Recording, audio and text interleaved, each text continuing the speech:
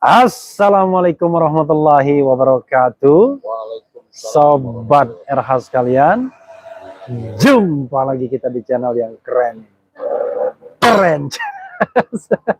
Ini bisa pecah piring orang ya. Ya, sobat RH sekalian, saya sedang berada di Sateko.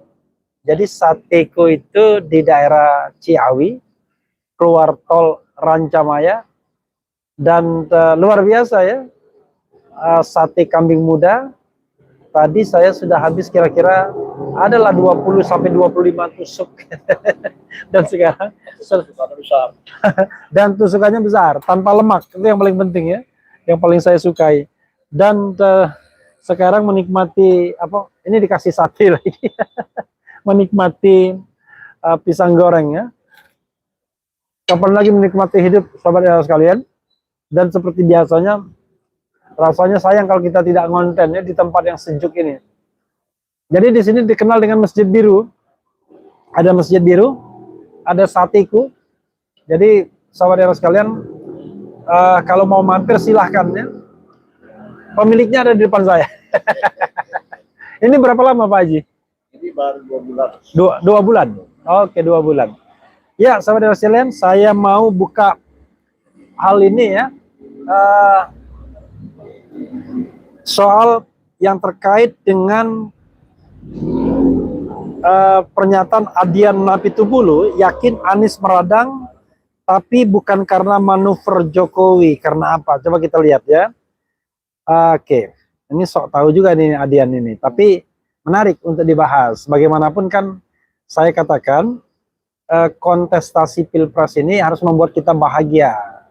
Jadi tidak saling menghujat ya. Tapi by the way kayaknya topi saya diambil dong di situ. Kayaknya lebih enak pakai topi. Oh iya ya. Kata Pak Haji kalau pakai topi botak ya. Iya, ini kalau memang lebar. Jadi iya. Jadi sobat sekalian, saya mohon maaf ya, saya pengen santai sambil santai menikmati malam minggu. Jadi sambil ngobrol, sambil ngonten ya. Jadi ngopi, jadi mohon maaf jangan terganggu kalau saya kemudian sambil santai sekali. Tapi ya santai serius ya. Oke, coba saya bacakan. Republik Merdeka, indikasi kegeraman bakal calon presiden dari Partai Nasdem. Anies Baswedan tercium oleh Partai Demokrasi Indonesia Perjuangan (PDIP). Kemudian kegeraman tersebut tercermin dalam pidato politik Anies di depan relawan Amanat Indonesia. Oke. Nah, kan keren ini kalau pakai topi ya. Memang botak, tapi nanti habis konten kita buka lagi. Oke. Di tenis indoor Senayan beberapa waktu lalu yang menyinggung dugaan intervensi negara dalam politik menuju 2024. Namun Wakil Ketua Koordinator Tim Relawan PDIP, Adian Napitupulu menilai kegeraman baca pres yang didukung Nasdem, PKS, dan Demokrat tersebut bukan semata-mata karena Presiden Jokowi. Apalagi jika kegeraman Anies dikaitkan dengan pertemuan 6 partai politik minus Nasdem di Istana Negara bersama Presiden Jokowi beberapa waktu lalu. Meradangnya bukan karena pertemuan itu, tapi karena angkanya elektabilitas Anies enggak naik-naik, kata Adian, dikutip dari acara Dua Arah di Kompas. Ini sok tahu. Luar biasa.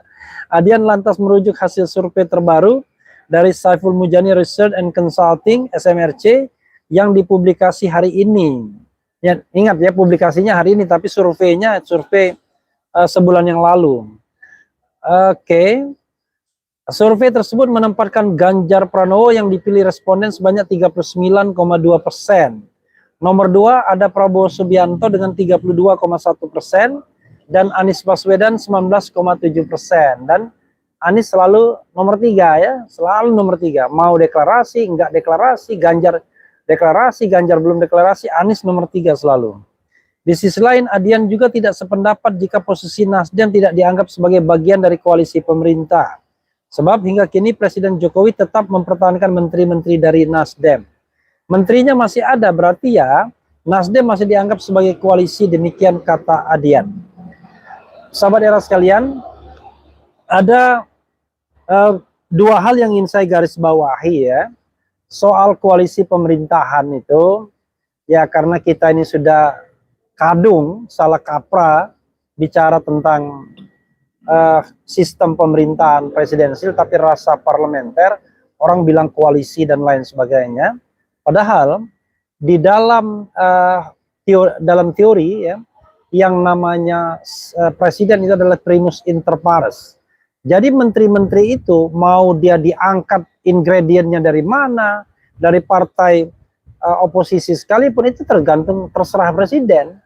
Jadi dalam sistem pemerintahan di Amerika Serikat misalnya, Demokrat berkuasa, ngambil menteri dari partai Republik, it's okay, nggak ada masalah. Karena sekali lagi, begitu menteri itu diambil oleh presiden sebagai menteri atau pembantunya, ya sudah, dia harus tunduk pada kemauan dan perintah presiden. Jadi nggak ada kaitannya dengan partai politik seperti kita. Ini yang lucu kita, ada menteri ditunjuk presiden tetapi loyalitasnya ganda.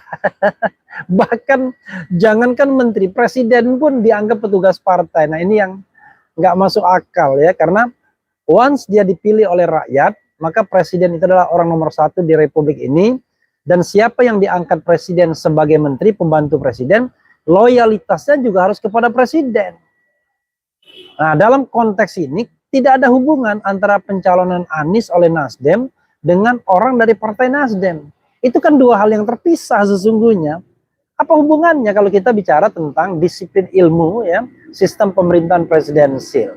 Jadi Johnny Plate, kemudian Siti Nurbaya, kemudian Menteri Pertanian Syahrul Yassin Limpo, itu menjadi menteri bukan dalam kapasitas sebagai bagian dari Nasdem, sebagai pengurus Nasdem, tapi dalam kapasitas sebagai pribadi, walaupun direkomendasikan oleh ketua Nasdem. Itu soal lain. Karena konon saya dengar Syahrul Yassin Limpo enggak. Syahrul Yassin Limpo itu masuk dari kantong Jokowi langsung, karena Syahrul teman Jokowi ketika sama-sama menjadi kepala daerah. Jadi mereka udah kenal lama. Wajar kemudian diangkat Syahrul Yassin Limpo, walaupun ya saya mendengar privilege itu karena ada soal-soal lain yang tentu saya tidak bisa share di sini. Oke. Itu yang pertama. Jadi nggak ada hubungan pencalonan Nasdem dengan pencalonan Anies dengan adanya menteri-menteri Nasdem yang anggota partai politik Nasdem yang ada di kabinet. Ya, itu nggak ada hubungannya. Itu satu. Nah, berikutnya yang kedua, luar biasa ya, sobat sekalian. Wah, ini panas banget nih satenya. Saya sih sudah kenyang sekali sebenarnya, tapi disajikan lagi sate yang luar biasa, sateku. Sateku Mas ya? Sateku. Namanya sateku ya. Sateku, my sate ya, my sate ya, luar biasa. Bismillahirrahmanirrahim. Nah, ini aja udah enak Pak Haji. Jadi ini kambing muda ya. Jadi sobat sekalian, ini baru dipotong tadi kambingnya. Jadi terjadi animal trafficking. Enak sekali. Oke. Saya lanjutkan ya. Jadi biasanya kalau saya sambil ngomong begini makan dimarahin saya sama sobat LH sekalian. Oke.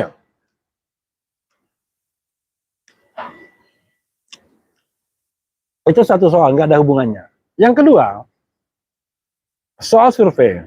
Ya. Ini menurut saya ada dua versi yang sedang bertarung soal survei ini. Pihak yang berusaha meyakinkan bahwa survei itu adalah metode untuk meyakinkan ya bahwa inilah gambaran hasil pemilu ke depan. Tapi banyak pihak seperti Rizal Ramli misalnya nggak mempercayai hasil survei. Dia mengatakan secara terang-terangan, mengatakan survei. Sur itu adalah pasti, yakin, P itu bayar. Jadi survei itu yakin dibayar ya. Nah, Bahkan dia mengatakan demokrasi kita demokrasi survei. Jadi siapa yang mampu membayar, maka dia bisa akan dinaikkan terus elektabilitasnya dari surveyor seperti itu. Nggak percaya, di depan saya ini korbannya. Jadi orang di depan saya ini korbannya.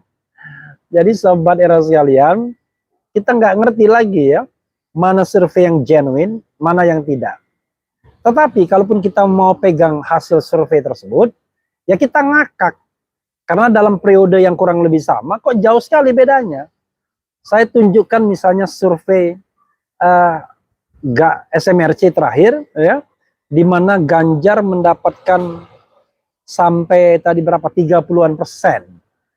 Dan di dalam survei Prabowo di bawahnya dan Anies tetap nomor 3, tapi di survei yang lainnya spin kurang lebih sama, ya awal-awal tahun ini semua kan, itu Ganjar cuma 17%, Prabowo 33%. How come? Jadi perbedaannya 50%. Belum lagi kita bicara margin of error-nya, yang biasanya berkisar antara 2,9% sampai 3,1%. Jadi bayangkan, kok bisa ada perbedaan yang luar biasa, gap-nya tinggi sekali sampai 50%. Jadi saya menganggap bahwa ya oke, silakan kita menjadikan survei sebagai patokan, tapi saya sendiri ingin memberikan arus lain sebagai bahan perbandingan. Nah, makanya saya melalui channel saya itu melakukan polling. Memang orang mengatakan, wah ini kan polling ini kan karena di Refli Harun. It's okay. Tetapi respondennya ada 100.000 lebih. Kalau survei kan 1.200, ya 1.230. Ini 100.000 lebih. Sekedar menggambarkan bahwa siapa yang dipilih. Nah, misalnya ketika pertanyaannya siapa yang dipilih dari 3 calon, dari 141.000 yang memberikan suara atau suaranya lah. Karena saya sudah ngecek kepada teman saya, satu gadget ini hanya bisa 1 suara. Itu yang saya dengar, karena saya sendiri kan tidak menguasai teknologinya, karena ini bukan, it is not in my control, ya kan. Ini kontrolnya di YouTube sendiri. Itu paling tidak ada 141.000 suara dan angkanya 86% untuk Anies Baswedan. Bayangkan, you can imagine. 86% berarti tersisa 14%, ya kurang lebih dibagi 2. Ada yang 8, ada yang 6. Atau 77. Nanti dicek lagi karena di konten sebelumnya ada. Ini kan saya konten di jalan, tentu saya tidak bisa buka data. Itu gelondongan. Tapi saya tidak puas, saya cari survei-survei yang potongan-potongan yang dikaitkan dengan tema-tema tertentu. Maka saya membuat beberapa, bukan survei, polling, dengan syarat bahwa harus diikuti minimal 100.000 suara. Maka ada 4 tema yang sudah saya luncurkan, survei itu, yaitu, oke, kita buka ya, kalau ini bisa dibuka.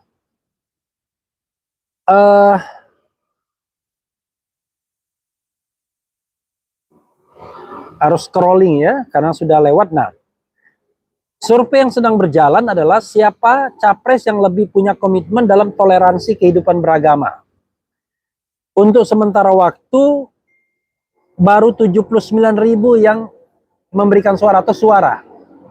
Jadi kita tunggu, mudah-mudahan bisa sampai 100.000 besok. Maklum ini malam minggu. Malam minggu orang pengen santai.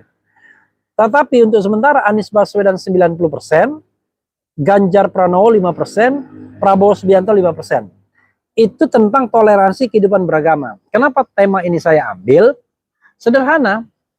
Karena kan orang menganggap Anies tidak toleran. Makanya kita uji.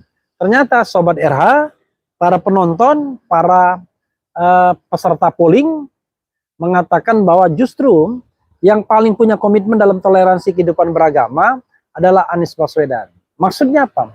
Toleransi itu bukan meniadakan atau mencampur adukan keyakinan masing-masing. Toleransi itu saling menghargai, saling menghormati, bukan saling menghina ya. Saya sambil melet-melet lidah karena makan sate ya. Oke. Jadi itu yang namanya toleransi. Jadi bukan meniadakan tetapi menghargai. Pertanyaan kedua polling yang sudah diikuti lebih dari 100.000 yaitu 109.000 suara, bisa dilihat di RH Channel ya. Siapa capres yang mampu mengembangkan demokrasi dan melindungi kebebasan sipil? Ini juga kegalauan saya, sahabat era sekalian, karena kita tahu bahwa yang namanya demokrasi kita kok regresif, bukan berkembang, bukan flourish, tetapi mundur. Dan itu sudah dikonfirmasi oleh Freedom House yang direplikasi oleh SMRC. Tumben SMRC mengatakan bahwa 9 tahun masa pemerintahan Presiden Jokowi, mundur demokrasi kita. Poin demokrasi kita atau kebebasan kita itu tinggal 59. Jadi 59 saja, jadi ada 2 komponen, yaitu political right dan kebebasan sipil, civil liberties. Ternyata kita hanya negara separuh bebas, partly free. Makanya saya angkat tema ini dan mereka yakin Anies lah yang bisa mengembangkan demokrasi dan melindungi kebebasan sipil. Dengan angka 89%, Ganjar 5%, Prabowo 6%. Semuanya 109 kilo atau 109.000. Jelas lebih banyak daripada 1.200 ya. Yang sokol yang disebut dengan metode ilmiah, katanya begitu. Berikutnya lagi ya, yang sudah lewat juga, saya scrolling ke bawah, capres yang tadi demokrasi dan nah ini. Siapa capres yang mampu mempersatukan bangsa dan mengatasi keterbelahan? Ini saya harapkan bahwa Prabowo Subianto yang akan leading sesungguhnya. Karena dianggap dia calon tengah. Tidak ke kanan, tidak ke kiri. Sebagai alternatif untuk mempersatukan. Tapi, pemirsa RH Channel dengan 106 kilo atau 106.000 suara, tetap mengatakan Anies Baswedan dengan 88%. Ganjar Pranowo 5% dan Prabowo Subianto 7%. Oke. Itu soal yang mampu mempersatukan bangsa dan mengatasi keterbelahan. Kita scrolling lagi, capres yang pukul meja, bukan ya? Kemudian capres nonton RH Channel maksudnya, bukan ya? Nah ini, yang penting juga adalah siapa capres yang akan mampu menghilangkan, mengurangi kemiskinan dan pengangguran. Yang voting 104K atau 104.000, lagi-lagi Anies Baswedan unggul telak dengan 89%, Ganjar Pranowo 5%, dan Prabowo Subianto 6%. Terakhir, tentang pemberantasan korupsi. Pertanyaannya adalah siapa capres yang memiliki komitmen mau dan mampu memberantas korupsi. Ada 108 kilo yang sudah voting, dan lagi-lagi Anies Baswedan menang dengan 88%, Ganjar Pranowo 5%, Prabowo Subianto 7%. Jadi sahabat sekalian, kalau patokannya adalah channel Refli Harun, jelas Anies menang telak. Angkanya berkisar antara 86 sampai 90%. Jadi langsung dilantik aja hari ini, malam ini ya. Tapi sekali lagi, saya tidak berpretensi bahwa itu mewakili seluruh rakyat Indonesia. No. Tetapi paling tidak 2 hal yang harus kita pahami. Pertama, itu tidak ada rekayasa sama sekali. Bahkan pertanyaan dirumuskan ketika saya live. Dan saya tidak punya kemampuan mengontrol atau merekayasa polling ini. Bukan survei, polling ini. Dan yang kedua, angkanya juga signifikan 100.000 lebih. Karena saya bilang kalau nggak 100.000 nggak saya bacakan dalam pengertian sebagai hasil akhir. Jadi soal di debat, it's okay. Itulah itulah dinamika dari dukung-mendukung atau demokrasi kita. Dan sebenarnya apa yang dilakukan oleh surveyor, pollster ini kurang lebih sama. Dia ingin membentuk keyakinan kepada terutama undecided voters, kepada masyarakat banyak, bahwa calonnya menang. Dan kalau kita kaitkan dengan voting behavior, yaitu perilaku pemilih, pemilih itu memang cenderung ingin mendukung atau memberikan suara kepada yang dianggapnya menang. Nah, sekarang silahkan adu keyakinan. Mau ngikutin polling Refli Harun yang menggambarkan kemenangan telak bagi Anies Baswedan, kemudian Google Trend yang pernah disampaikan Sahaga dan Nenggolan juga menang telak, kemudian big data yang pernah saya lihat dari seorang tokoh yang tidak mendukung Anies juga menang Anies. Ataukah Anda ingin ambil survei yang juga angkanya aneh-aneh dan tidak ada transparansi di mana sumber keuangannya, siapa saja yang prosesnya bagaimana, pengolahan data dan lain sebagainya dan lain sebagainya. Sobat era sekalian, saya ingin membacakan komentar sobat era sekalian. Pastilah ada pro dan kontra, dan rasanya nggak mungkin lah Anies meradang hanya karena survei. Ini saya kira Adian terlalu berlebihan dan sok tahu saya kira ya. Nah, tetapi saya hargai itu sebagai trik Adian Napitupulu. Adian memang begitu, jago dia kalau berretorika. Dia membuat sebuah pembalikan logika dan lain sebagainya, dan kadang-kadang metafora yang sangat luar biasa. Tetapi sekali lagi, mengatakan Anies meradang karena hasil survei itu rasanya berlebihan. Kalau prihatin iya. Maksudnya prihatin itu adalah kok begitu-begitu amat orang ingin mempengaruhi publik dengan cara survei tadi ya, yang dikatakan Rizal Ramli, yaitu demokrasi berbayar. Sobat era sekalian, kita bacakan komentar sobat era sekalian, dan terima kasih yang sudah sedang menonton saya. Itu ada 1613 yang sedang menonton, cukup banyak ya yang sedang menonton ya. Ada yang juga come and go, itu soal lain. Coba kita sedikit bacakan, dan tentu ada pro dan kontra biasalah. Kemudian astagfirullah, paling tidak Pak Anies Baswedan termasuk 100 tokoh peradaban dunia yang sering bilang kadrun-kadrun itu pengikut Untung, Nyoto, dan Aidit. Kemudian lebih real polling Bung RH daripada survei abal-abal. Anies 91%, Wowo 5%, dan Uban 4%. Nggak boleh mengatakan gitu ya. Bilang Anies 91%, Prabowo 5%, dan Ganjar 4%. Jadi sobat semuanya, sekali lagi, ini polling yang real, tidak ada rekayasanya, dan jumlahnya 100.000 yang memberikan suara. Saya bahkan pengen menantang YouTuber lain membuat survei serupa dengan pertanyaan serupa. Kira-kira bagaimana hasilnya? Saya pengen tahu, termasuk misalnya YouTube yang so-called penentang Anies misalnya. Tapi syaratnya harus minimal 100.000 ya yang memberikan voting. Mungkin yang menang Ganjar, mungkin yang menang Prabowo, it's okay. Tapi sebagai sebuah realitas kan itu belum didapatkan. Kenapa? Jangan-jangan mereka takut karena nggak bisa ngontrol survei.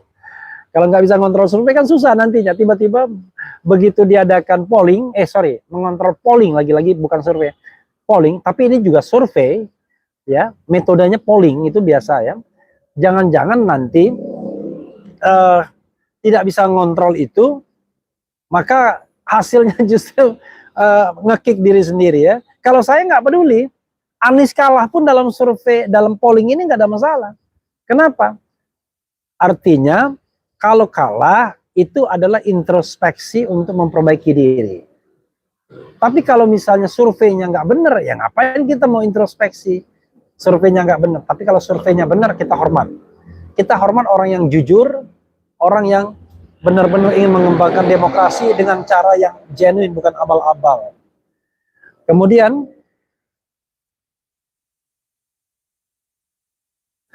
Kalau Bang Anies selalu kalah dalam survei, ngapain juga cebong selalu kepanasan dan menghujat terus, mikir. Ini juga this is the question. Kalau Anies itu selalu nomor 3 surveinya, artinya kan nanti yang akan masuk final Ganjar dengan Prabowo. Ngapain pusing? Ngapain ada upaya untuk menjegal Anies Baswedan agar tidak mencalonkan diri? Saya dengar nih, walaupun sekali lagi, baik yang gosip maupun yang tidak gosip, saya masih mikir-mikir, sebenarnya surveinya nggak begitu. Ada survei yang dijago-jagokan itu cuma 5, 6, 7 saja angkanya. Tapi wallahualam ya. Jadi kita tidak bisa juga menjudge sebelum ada fakta dan data yang verified, yang terverifikasi secara baik. Karena yang namanya politik ini, menjelang elektoral seperti ini, waduh gosipnya banyak. Gosipnya banyak. BTW di belakang tuh gunung ya Pak Haji ya? Hah? Oke. Gunung Salak di belakang saya ya. Sayang malam ya, nggak kelihatan, tapi oke. Okay. Sejuknya minta ampun. Jangan sampai presiden dari gubernur yang daerahnya paling miskin, nanti bisa Indonesia juga ikut negara termiskin. Oke. Okay. Adian Napitupulu calonkan aja buat wapres. Boleh juga ya.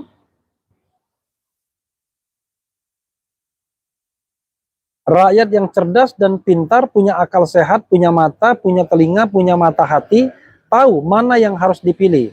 Yang dipilih tentunya capres yang cerdas dan pintar. Oke. Gimana ya? Saya kalau membacanya secara acak nih terlalu banyak. Karena yang komentar aja 1.800. Jadi nggak mungkin saya bacakan semua. Apapun buzzernya, Anies tetap pilihannya.